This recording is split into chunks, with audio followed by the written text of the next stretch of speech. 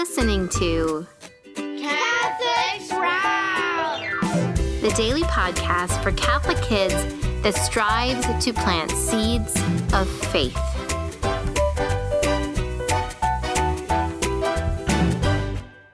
Hey there, Sprouts. Today is Thursday, March 20th, 2025. This week, we have been talking about S for soul as we work our way through the Catholic ABCs. We have already established that the soul is the animating principle in our body. We've also talked about the creation moment when God breathed into the body to bring it to life. And yesterday we talked about the virtue of hope, which is the reminder that our soul is immortal and that our true home is heaven. Today we're going to talk about something that's very important that people have been confused about many points in history, which is the fact that our body and soul are united, at least in this life. But before we get into that, let's pray our March prayer, which is the Fatima prayer. In the name of the Father, and of the Son, and of the Holy Spirit, amen. O my Jesus, forgive us our sins, save us from the fires of hell. Lead all souls to heaven, especially those who are in most need of your mercy. Amen. In the name of the Father, and the Son, and the Holy Spirit. Amen. So what is the relationship between the body and the soul? Now, we talked about that we have this physical body that we can touch and see, but we also have a soul within us that is not material, and it is the soul that gives us our thoughts, our passions, our desires. So these two parts, throughout history, people have sometimes thought of them as separate. And in fact, sometimes people think, oh, the body is bad, but the soul is good. I'm telling you that that is wrong.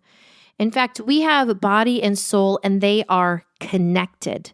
Our body and soul were formed together in our mother's womb at the moment of conception. That God formed us in two parts, but those two parts are united. In fact, they are united in a single nature. When we separate soul and body, then we diminish what a human being is.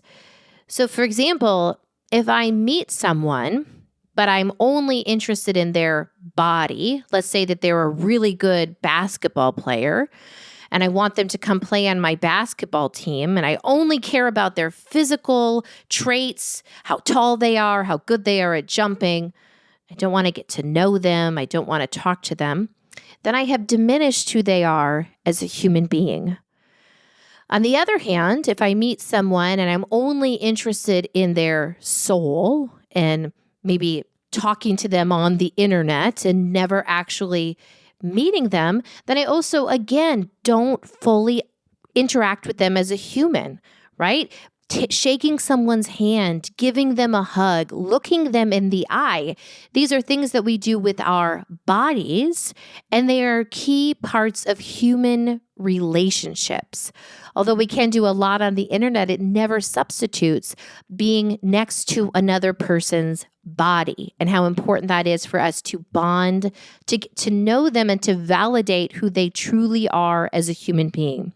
So we are two parts, body and soul, but united in one nature. Now, another thing that has been historically confused in Christian groups is this idea that the body is bad. And of course, we can do all sorts of bad things with our bodies, but we can also do all sorts of bad things with our thoughts and our words. The truth is that we are fallen human beings, that sin is attracted to us, that we fall into temptation, that we make the wrong choices even though we know what is right. So both our souls and our bodies can be used for bad things. But that's not how God created us. God created our bodies to be good. God created our souls to be good. We are created in His image. all of us, our bodies and our souls, are in His image. Therefore, our bodies are good, our souls are good, because that is how God makes things. He makes things that are good. And so, Sprouts, my challenge for you today is to, whoever it is, if it's your sibling, your parent, a friend, whomever, I want you to interact with someone body and soul. So this means have a conversation and also shake their hand. It means give someone a hug and ask how they are. So remember that we have these two parts, but if we can interact with someone body and soul, with our body and our soul, their body and their soul, then we're truly validating how God created them and interacting as humans were created to interact.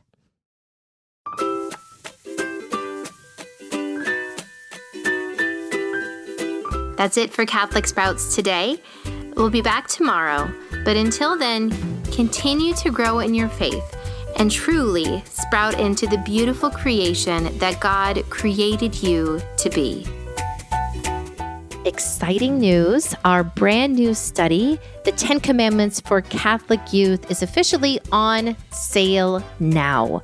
We hope that this study blesses you as you form children to receive their first reconciliation or help older children make fuller, more beautiful reconciliations each time they attend the sacrament.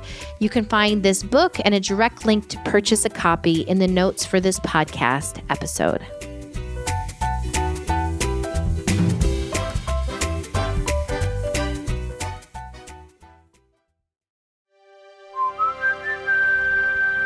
This podcast is part of the Spoke Street Network. For more great podcasts, visit spokestreet.com.